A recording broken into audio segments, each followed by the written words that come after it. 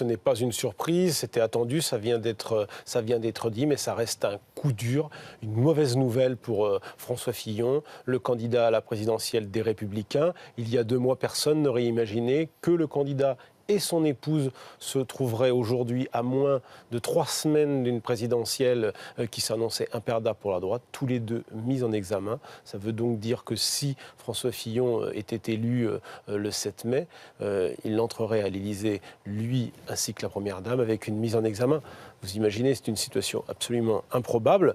Mais est-ce que ça change vraiment quelque chose? Ça ne change rien sur le fond. Ça change rien sur le fond de la campagne du candidat qui maintenant, de toute façon, il y a eu pendant des semaines des débats autour du plan B. Tout ça est derrière nous, tout ça est passé. Le candidat maintenant, on l'a vu, il est lancé dans sa campagne. Même quelque part, il essaie de riposter sur le terrain des affaires en attaquant le pouvoir à travers la polémique sur le livre dont on parle depuis maintenant 4 à 5 jours. Donc ça ne change rien. On a vu en plus que François Fillon hier était plutôt galvanisé par des salles très, très remplies.